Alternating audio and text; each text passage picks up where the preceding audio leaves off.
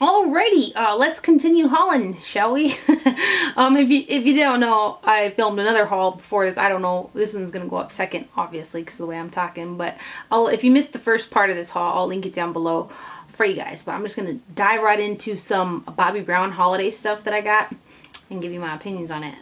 You guys are really gonna look at me like I'm nuts here, because I really went a little ape with the Bobbi Brown collection. I usually steer clear of Bobbi Brown eyeshadows.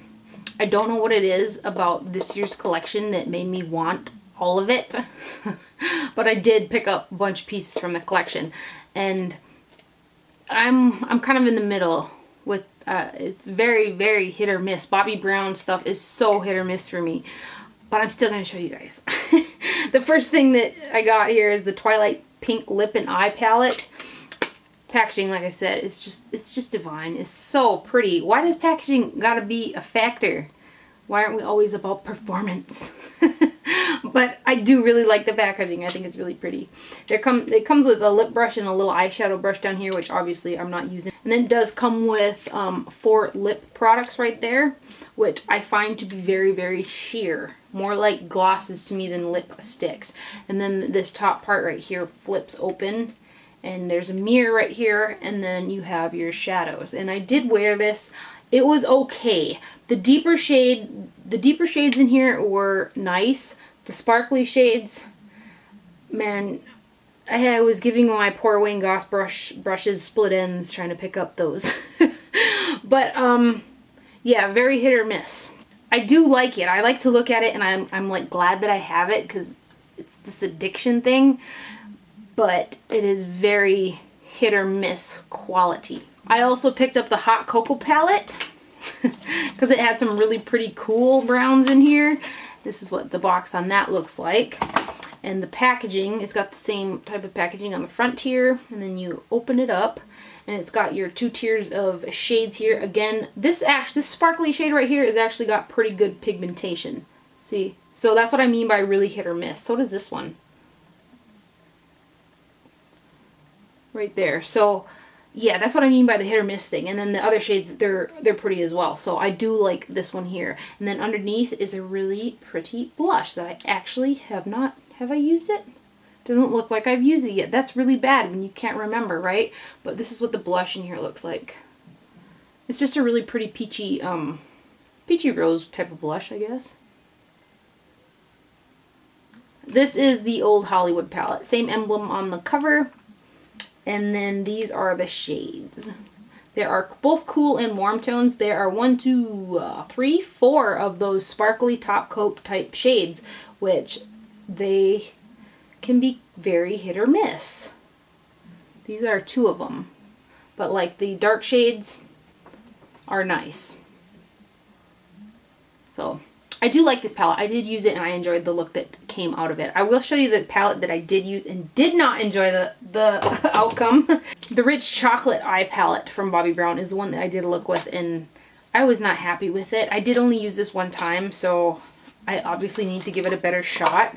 But it comes in a, it looks black, but it is actually a chocolate coloring. And then inside, there's a double-ended brush. But these are what the shades look like. This center one is one of those sparkly top coat type of shades, but I really had heck blending these out. Like, I had to pick up so much product and stuff my brush in them so many times to get it out. Now, maybe it was just the day, I don't know, maybe I did use the Urban Decay Anti-Age Primer Potion. Maybe I should use a stickier concealer or a different product underneath. I don't know, but I did not like the look that came out. The colors are really pretty in the pan, but this shade here turned deeper on my skin. Obviously, I'm pale, and those really pale matte shades, once they hit the primer, they do tend to deepen up, which then I really got to pack on the color. But anyway, that's what that looks like. Not my favorite. And then I got the Smoky Cool Eye Palette. This is the packaging. And this is one when I put it on, I thought, man, this is kind of a lot of work. Because a few of the shades I did have to stuff my brush in there. But the end result, I really loved the look that came out in the end. And so I do like this palette. It also has a double-ended brush, and then it has one of the sparklies, two sparklies right here, and then your other shades, which it's a cool toned palette. Let me swatch a few of these right here. So there are 3 of those shades. I do really like this palette though. It was a little tricky to get the look, but the look in the end was really, really pretty. So, and then the last thing from Bobbi Brown, which I really do like, is the Nude Glow Shimmer Brick Compact. I've had this probably throughout. I've had this for probably a good month, and I've been pulling it out of that doggone box for off and on all month. But I do really like this. It's really pretty. It is a shimmer brick compact. As you can see, I did use it quite a bit, but it's really shimmery, obviously, by the name. But I've been using it as a bronzer. And I know some folks I've been seeing have been saying stuff like, you don't want to use a shimmery bronzer as your contour because shimmer brings the light out or whatever. Just because it's got a shimmer to it doesn't mean that the deep shades are going to disappear. It's still going to provide a contour. But it's just going to have a shiny bit to it, you know. So I've been using this as a bronzer in any event.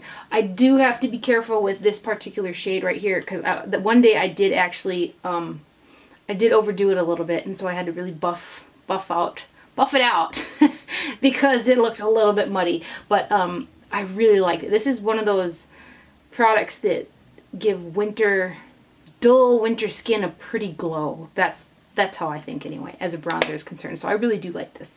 Oh my gosh, one more Bobbi Brown. I thought I was done with Bobbi Brown. This is the Luxe Eye Palette. I did pick this up. I did enjoy the look that came out of this, but I did have to stuff my brush into a few of the shades. But I'll just show you guys what it looks like real quick. I wish that it would have came with one more deeper shade. That's okay though. I think this might be a really, really, really pretty neutral palette for somebody who doesn't want to worry about putting on too much color. You know what I mean? It'll be easier for them to throw it on and not have to worry so much. But it is pretty. And a few more bits. I think I picked this one up at Neiman's because I wanted a lipstick or something. I can't remember. But this is the Laura Mercier Color to Go Portable Palette for Eyes, Cheeks, and Lips in Smoky Violets. That's what the box looks like. I really like these little compact palettes. They're kind of like, and I see Nars, which I've ordered it. I'm not gonna lie. Came out with the palette in the same type of packaging, like, you know, the Urban Decay with the tears. Anyway, I'll show you here. This is what it looks like. And then here you have your lip gloss that goes into the second tier. But there are 3 shadows, and these really performed pretty. I liked them. This is a cake liner.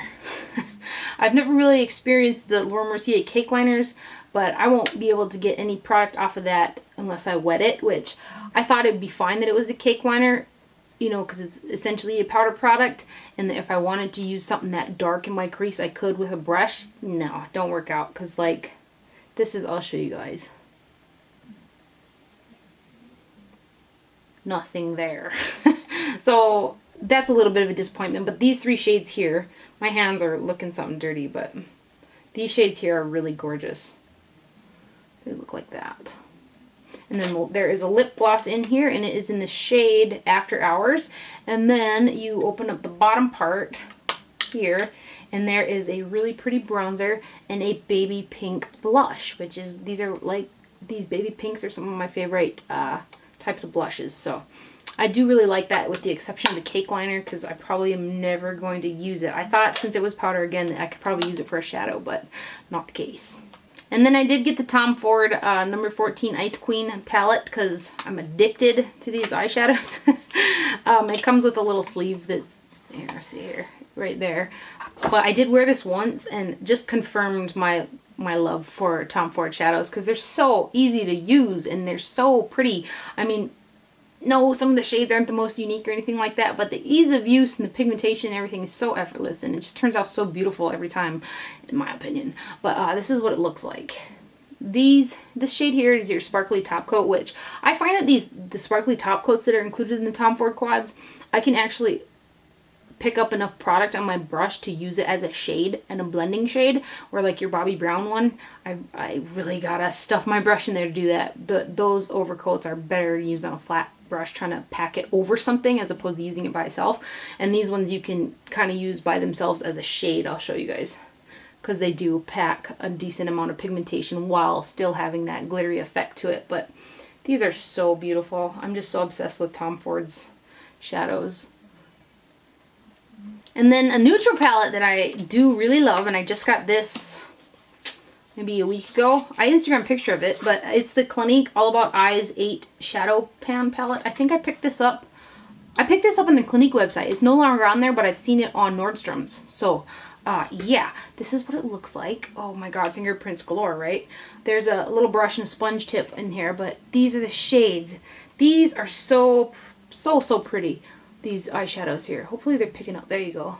That is what they look like. They're gorgeous. I actually picked up a load because Clinique reformulated their eyeshadows a couple months ago, and the new shadows are they're really nice. Anyway, I picked up a load of the quads and some of the duos, and they just sat there and sat there and sat there because I wasn't getting around to a haul, and so I just put them away.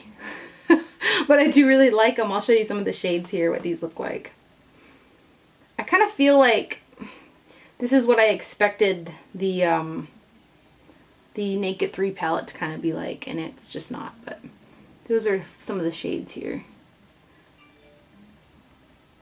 Yeah. Super pretty. I really like this palette for neutral eyes. It really drags out some green in my eyes too, which I enjoy. And then one thing that I picked up from Burberry, I think it was Nordstrom's, Neiman's, I don't know which one. This is the number 11 lipstick, and this is my first Burberry lipstick. I wanted to just get one because people have been raving about them, but I wasn't sure if it was going to taste. Now, it smells like the Nude Glow powder, which it worried me a little bit. The powder, okay, because it's going on my face. This is going on my lips, so it might get into my mouth and taste. It doesn't taste. Praise its goodness, because the color is really pretty. This is number 11. I don't know, one of the rose shades, but this is what it looks like. Right there. So I decided to keep it. I was almost going to send it back when I smelled it. I was like, oh man, this is going to taste, but it doesn't. And it's a creamy, really pretty lipstick. So, yeah. And then the last thing for this haul is kind of a fail. I looked at this every time I walked by the Lancome counter, and it's the Blush Subtil palette. And I feel the same way about their eyeshadows, which I dived into a couple times expecting more and just not happening, but this is the packaging. And inside here is what this looks like. The colors are absolutely gorgeous. There's a highlighter, a blush, and a bronzer.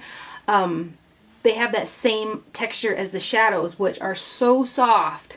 Like I got their summer palette, Lancome summer palette, and their shades just blend together into nothing, or I don't know what it is. They seem so pigmented on the fingers, and once you get it on the skin, you have got to pack on the product, because if you swirl your brush a little bit too much or use another brush or a finishing powder, it just buffs it right off the skin. I lost the receipt.